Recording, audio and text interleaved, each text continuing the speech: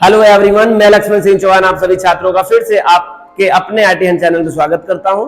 आज के इस पैथन ट्यूटोरियल क्लास में we are discuss about the types of argument in Python programming language. Python programming language में जब आप फंक्शन डेफिनेशन की बात करते हैं तो फंक्शन में वैल्यू को पास किया जाता है कॉलिंग के समय, एग्जीक्यूशन ऑफ फंक्शन के टाइम में, और कॉल्ड फंक्शन में उसको रिसीव किया जाता है जिसे हम लोग पैरामीटर कहते हैं। जो कॉलिंग के टाइम में हम वैल्यू पास करते हैं उनको हम लोग आर्गुमेंट बोलते हैं, और जो रिसीव करते हैं फंक्शन डेफिनेशन के समय उसे हम पैरामीटर कहते हैं। हम लोगों ने पिछले कई लेक्चर में इसी टाइप्स ऑफ आर्गुमेंट की लेक्चर वीडियोस समझ चुके हैं, देख चुके हैं। आज मैं आपके लिए ये लेक्चर लेके आया हूं जो complete 5 different types of arguments पढ़ रखा है हम लोगों ने 1 बाय 1 प्रत्येक लेक्चर में, मतलब 4 या 5 लेक्चर के कंटेंट को एक ही लेक्चर में मैं कंसिस्ट कर रहा हूं, एक साथ उसको लेके आया हूं जिससे आपका एक बेसिक आइडिया जनरेट हो पाए।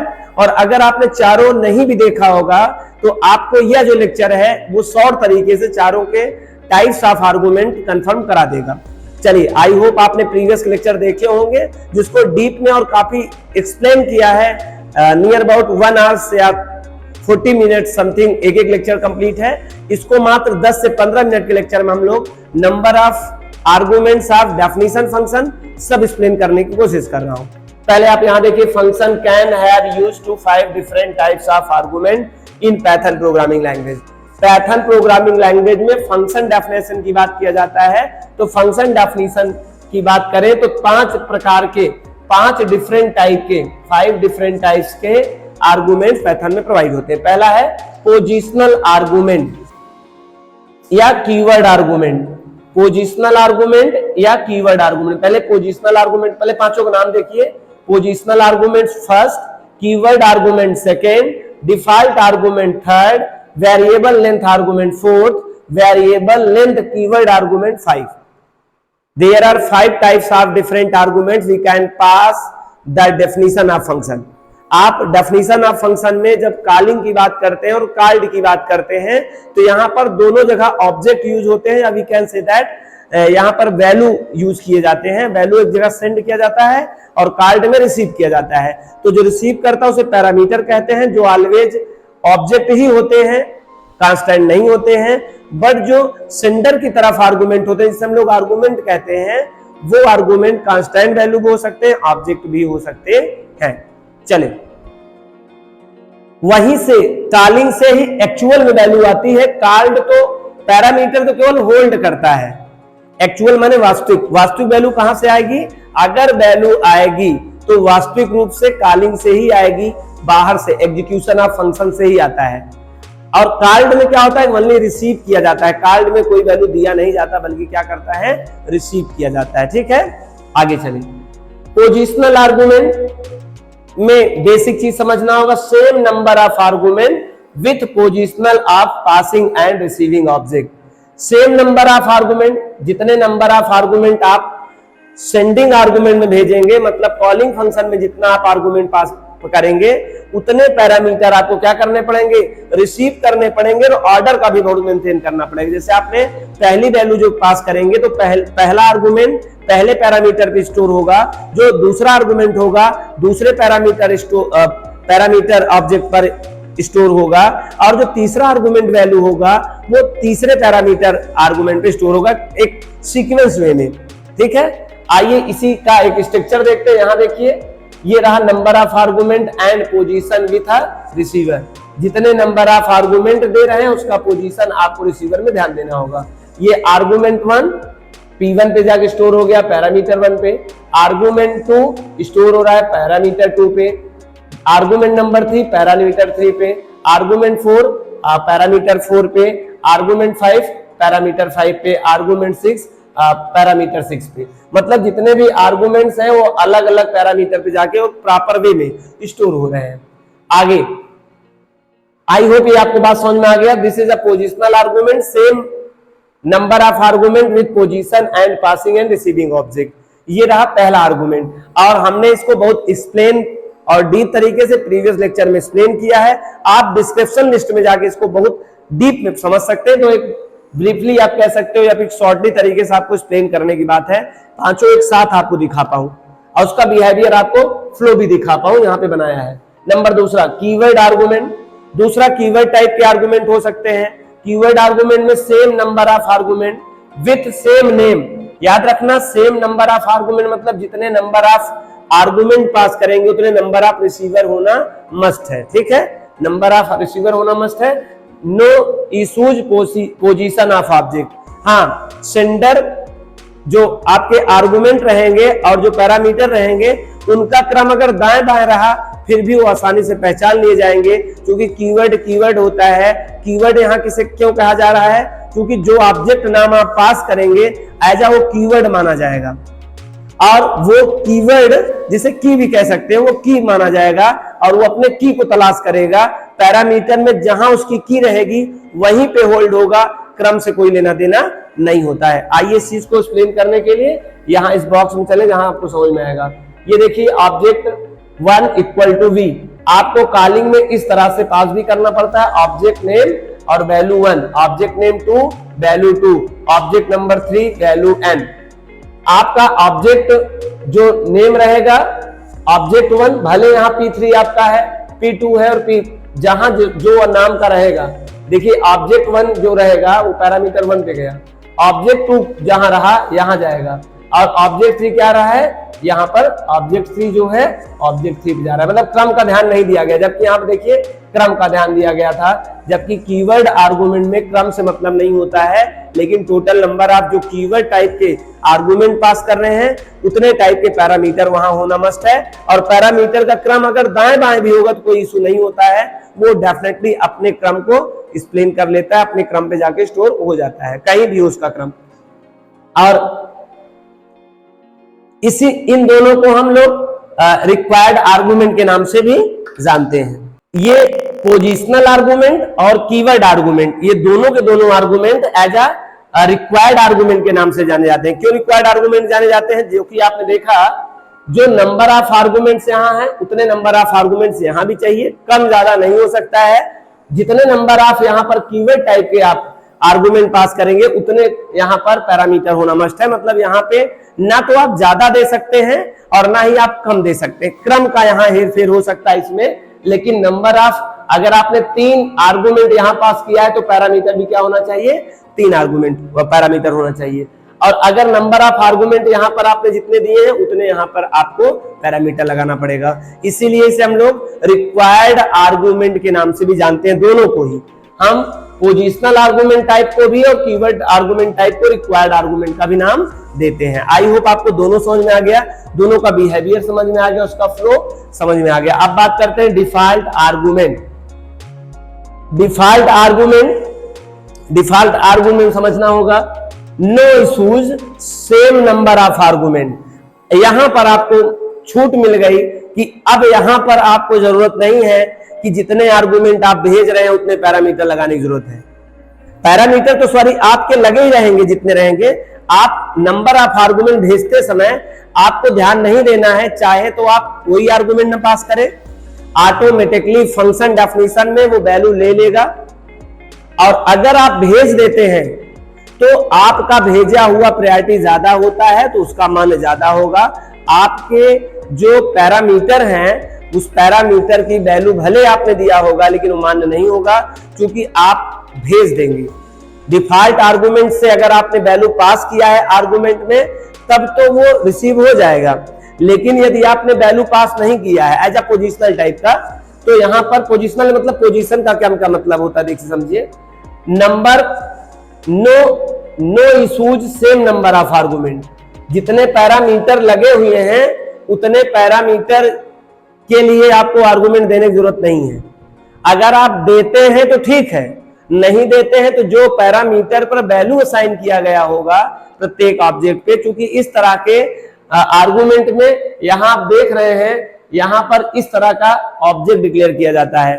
मतलब ऑब्जेक्ट नेम पैरामीटर है, ये पैरामीटर का नाम और उनकी वैल्यू, पैरामीटर 2 उनका वैल्यू, पैरामीटर n उनकी वैल्यू पहले से सेट होती है। जब आपने वहां वैल्यू डिक्लेयर ही कर रखा है तो कॉलिंग से अगर आप देते हैं तब तो वो इसकी वैल्यू नहीं मान्य होगी, आपके द्वारा दी गई वैल्यू ही पास कर दी जाएगी, वही मान्य होगी। लेकिन अगर आप नहीं दिए होंगे, भूल गए होंगे या फिर आप नहीं देना चाहते हैं, फिर यह ऑटोमेटिकली यही वैल्यू जो आपने सेट कर रखा है यही रिसीव कर लेगा। आइए इसको समझते हैं। डिफॉल्ट आर्गुमेंट में नो इशू से same number of argument if give then hold your given value otherwise used its own. यदि आपने पास कर दिया है कॉलिंग में तो आपकी वैल्यू रिसीव की जाएगी, भले वहां पर वैल्यू डिक्लेयर किया गया ऑब्जेक्ट के नाम 7 पैरामीटर, लेकिन आपके कॉलिंग वाली वैल्यू, आर्गुमेंट वाली वैल्यू ही वहां मान्य होगा, क्योंकि एक्चुअल आर्गुमेंट उसे इसीलिए कहते हैं, फॉर्मल आर्गुमेंट होते हैं। फॉर्मल आर्गुमेंट लेस प्रेसिडेंस वाले होते हैं compare to actual argument. Actual argument का ज्यादा प्रेसिडेंस होता है, तो एक्चुअल आर्गुमेंट की बात मानी जाएगी अगर उसने वैल्यू पास किया है। तो फॉर्मल आर्गुमेंट माने नहीं रखता है तो आपने क्या रखा था उसका माने नहीं होगा, लेकिन यदि आपने एक्चुअल में नहीं किया होगा तब फॉर्मल ही मान लिया जाएगा। ठीक है, आगे अच्छा इसका एक्चुअल आर्गुमेंट, डिफॉल्ट आर्गुमेंट के बारे में यहां देखिए बताया गया है, object name equal to value 1, इसे हम लोग पैरामीटर कहते हैं, पैरामीटर 1, पैरामीटर 2, पैरामीटर n। अब पैरामीटर में भी यहां आपको पता है पैरामीटर भी क्या होते हैं, ऑब्जेक्ट ही तो होते हैं, बस यहां पर आपको वैल्यू नहीं देना होता था, केवल रिसीवर लगाना पड़ता था, यहां पर आपको वैल्यू भी डिक्लेयर करना पड़ता। This is the difference between required and optional, या आप कह सकते हो पोजिशनल कीवर्ड के साथ अगर कंपेयर करो, डिफॉल्ट में यही अंतर है कि यहां पे आपको वैल्यू देने की जरूरत नहीं पड़ती थी, केवल ऑब्जेक्ट डिक्लेयर करना पड़ता था, ऑब्जेक्ट का नाम देना पड़ता था, वैल्यू कहां से आता था, कॉलिंग से आता था, यहां से वैल्यू रिसीव करते थे।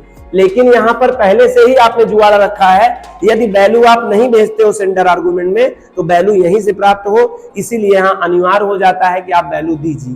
ठीक है, अब यहां पर इम्पटी भी, आप कॉलिंग में इम्पटी आर्गुमेंट मतलब चाहे तो कॉलिंग ऐसे कर लें विदाउट कोई वैल्यू, अगर आप विदाउट वैल्यू करेंगे तो ये वैल्यू, ये वैल्यू, ये वैल्यू, तीनों वैल्यू इस फंक्शन के अंदर यूज हो जाएगी। लेकिन अगर आप सिंगल वैल्यू दोगे तो सिंगल वैल्यू तो इसकी वैल्यू ले लेगा, लेकिन ये ऑब्जेक्ट 2, पैरामीटर 2, पैरामीटर 3 जो होगा इसका यहां से वैल्यू यूज होगा और इसका तो आपके द्वारा दी गई वैल्यू यूज होगा।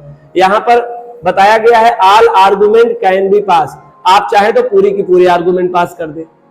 आप डिफॉल्ट आर्गुमेंट में इम्पटी से लेकर आप ऐसे कर सकते हो 0 to इनफाइनाइट, और sorry 0 to number of parameter. आप या तो कुछ नहीं करें या जितने पैरामीटर हैं उतने वैल्यू पास कर सकते हैं, इनफाइनाइट नहीं। यहां पर सेम होने चाहिए, मतलब नंबर ऑफ नंबरिंग तक यहां कोई कैलकुलेशन नहीं है। आप जितने वैल्यू यहां से पास करेंगे आर्गुमेंट से, कीवर्ड आर्गुमेंट से, आपको उतने पैरामीटर वहां सेट करने पड़ेंगे। ऐसा नहीं कि आप ज्यादा यहां पास कर दें और यहां पर आर्गुमेंट कम हो।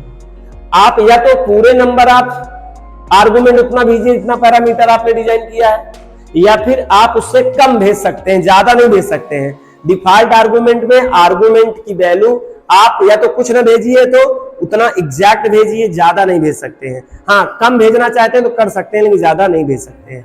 ये रहा डिफॉल्ट आर्गुमेंट। चौथा है variable length argument. Variable length argument क्या होता है, only one receiver argument. Receiver argument को हम लोग पैरामीटर कहते हैं, एक्चुअली में पैरामीटर का दूसरा नाम रिसीवर आर्गुमेंट या फॉर्मल आर्गुमेंट भी है। मैं एक बार और लिख दूं, फॉर्मल आर्गुमेंट, हालांकि हमने अपने लेक्चर में बहुत अच्छे से एक्सप्लेन किया है, फिर भी ओनली वन फॉर्मल आर्गुमेंट होगा या रिसीवर आर्गुमेंट होगा। वैसे में इसका जेन्युइन नाम पैरामीटर है, ध्यान रखना। सही नाम मैं अब लिख रहा हूं, लेकिन कहने के लिए आप कहना चाहो तो इनको ये भी कह सकते हो, ओनली वन पैरामीटर या ओनली वन रिसीवर आर्गुमेंट या only one formal argument hold the number of arguments, मतलब नंबर ऑफ सेंडर आर्गुमेंट। जितने आप सेंडर आर्गुमेंट मतलब जो आप पास कर रहे हो वहां से कॉलिंग से आप भेज सकते हैं फ्रॉम कॉलिंग फंक्शन। बस ध्यान रखना है यहाँ पे ऑब्जेक्ट के नेम से पहले, ऑब्जेक्ट डिक्लेयर्ड के पहले एक एस्टिक सिंबल लगा रहता है, और एस्टिक सिंबल ये जो लग जाता है किसी ऑब्जेक्ट के पास तो ये आपका कहलाएगा वेरिएबल लेंथ आर्गुमेंट। फिर से इस बात को समझा दूं, अभी तक आपने देखा था जितने नंबर ऑफ आर्गुमेंट पास करना था उतने नंबर ऑफ पैरामीटर नेसेसरी था बनाना। ये पहली बार ऐसा हुआ जो चौथे टाइप का आर्गुमेंट है कि आपको तनाव लेने की जरूरत नहीं है, आप चाहें तो 0 से लेके इनफाइनाइट तक वैल्यू पास करिए। रिसीवर लगाने के लिए आपको ज्यादा जरूरत नहीं है। Only one parameter can hold the various arguments from calling function. आप वेरियस आर्गुमेंट या डिफरेंट डिफरेंट टाइप के आर्गुमेंट जितना भी भेजना चाहते हैं वो अपने पास होल्ड कर लेगा, ठीक है। और एक बात समझना, वेरिएबल लेंथ आर्गुमेंट टाइप का जो ऑब्जेक्ट डिक्लेयर होगा वो बाय डिफॉल्ट नेचर का क्या होता है, टपल टाइप का होता है। तो टपल के बारे में आपको पता ही है, टपल एक सीक्वेंस क्लास टाइप का एक डाटा टाइप है, क्लास टाइप है, जो कि वेरियस वैल्यू को एक ही प्लेस पर होल्ड करने की क्षमता रखता है। तो इसी कारण से आप मोर देन आर्गुमेंट पास कर सकते हैं, क्योंकि उसका रिसीवर जो है वो सीक्वेंस क्लास का एक ऑब्जेक्ट है, उसके पास इतनी कैपेबिलिटी है कि वो कंटेन कर सकता है more than object constant value, so that is a container constant value.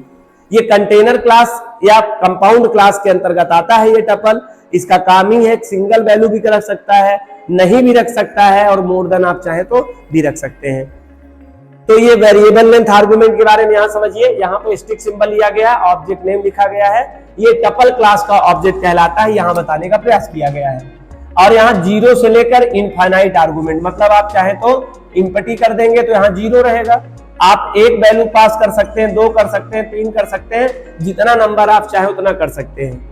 इसीलिए इसे ऑप्शनल आर्गुमेंट कहा गया। हालांकि यहां भी ऑप्शनल कहा गया था, इसको समझ लीजिए पहले, क्योंकि यहां पर जरूरी नहीं है कि आप जितने आर्गुमेंट, जितने पैरामीटर लगाए उतने आर्गुमेंट देना जरूरी है। ऑप्शनल है, दे तो ठीक है और ना दे तो भी ठीक है, इसीलिए इसे ऑप्शनल आर्गुमेंट कहते हैं। इसको भी हम लोग वेरिएबल लेंथ आर्गुमेंट को भी इसीलिए ऑप्शनल आर्गुमेंट कहते हैं।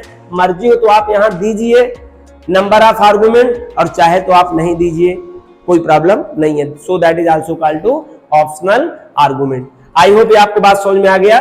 सिंगल स्टिक रहा तो ये, डबल स्टिक अगर आपने लगा दिया अपने ऑब्जेक्ट से पहले तो याद रखना ये भी वेरिएबल लेंथ आर्गुमेंट ही टाइप का है, बस इसे आप कहेंगे वेरिएबल लेंथ कीवर्ड आर्गुमेंट। सीधा सीधा this is a variable length argument, this is a variable length keyword argument. केवल एक नया टर्म जुड़ जाएगा इसमें, कीवर्ड। ये कीवर्ड आर्गुमेंट कहलाएगा। एक रहा तो वह वेरिएबल लेंथ ही रहेगा, वेरिएबल लेंथ। और अगर 2 स्टिक सिंबल लग गया किसी ऑब्जेक्ट पहले तो इस तरह के आर्गुमेंट को हम लोग क्या बोलते हैं, हम लोग बोलते हैं वेरिएबल लेंथ कीवर्ड आर्गुमेंट। और याद रखना इसका जो नेचर होता है, क्लास टाइप होता है, और डिक्शनरी क्लास टाइप का होता है। और आपको पता है अगर डिक्शनरी में वैल्यू आपको रखना है तो 2 वैल्यू पास करनी पड़ती है, एक तो की और इसकी वैल्यू, और की के बाद इक्वल टू और वैल्यू देते हैं। आपको याद होगा, आपने डिक्शनरी पढ़ा होगा, डिक्शनरी में आप किस तरह से वैल्यू भी दे सकते हैं।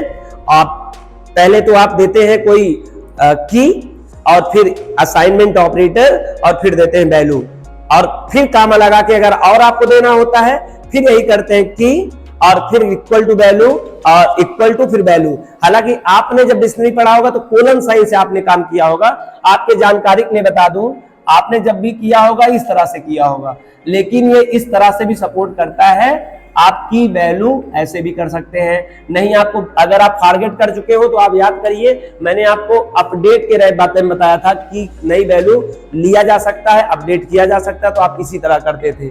अगर आपको ये बात समझना है डिक्शनरी किस तरह से काम करता है, असाइनमेंट ऑपरेटर कैसे करता है, तो अपडेट आप या एडिट आप पढ़ लीजिएगा जाके, डिक्शनरी डिस्क्रिप्शन लिस्ट में इसी में अवेलेबल है, यही लेक्चर एक्सप्लेन किया गया है। इसी लिंक में जाकर आप उस लिस्ट को ओपन कर लीजिएगा और आप वहां से अच्छे से डिटेल में पढ़ सकते हैं डिक्शनरी क्लास ऑब्जेक्ट। और मैं आशा करता हूं अगर आप इस लेक्चर को देख रहे हैं तो प्रीवियस सभी लेक्चर देखे होंगे, तभी आपको बहुत बढ़िया समझ में आएगा। ये मेरा मान के चलना है और आपको डेफिनेटली समझ में आ रहा होगा मेरी बात। यहां पर ध्यान रखना, जब आप variable length keyword argument use करते हैं तो object name equal to value, comma object name equal to value two, comma object name value two equal 1, और ये 0 से लेके इनफिनाइट तक दे सकते हैं। क्योंकि डिक्शनरी भी एक कंटेनर और कंपाउंड क्लास ऑब्जेक्ट है, वहां भी नहीं मानता है कि आप एक दीजिए या एक से ज्यादा दीजिए।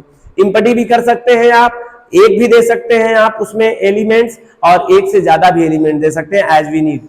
इसीलिए यहां भी 0 टू इनफिनाइट और ये 0 भी इनफिनाइट। बस अंतर ये है, वेरिएबल लेंथ आर्गुमेंट जो होता है वो टपल टाइप का ऑब्जेक्ट यहां पर होता है, जबकि ये डिक्शनरी टाइप का होता है। डिक्शनरी टाइप का होता है तो आपको इस वे में देना अनिवार्य हो जाता है कॉलिंग में, और ये टपल टाइप का होता है तो इसलिए यहाँ पे नॉर्मल वैल्यू दिया जाता है। आई होप आप सभी आर्गुमेंट अच्छे से समझ गए। ये रहे types of argument function can be had used to 5 different types of argument in Python. ये कंप्लीट मैंने फ्लो भी बता रखा है, आपको बिहेवियर भी समझाने की कोशिश किया, टोटल नंबर ऑफ आर्गुमेंट भी एक्सप्लेन किया। अगर अब इसको डीप में जानना हो आपको तो इससे पीछे डिस्क्रिप्शन लिस्ट में सभी 1 बाय 1 अलग अलग लेक्चर एक्सप्लेन किए गए हैं, पढ़ सकते हैं।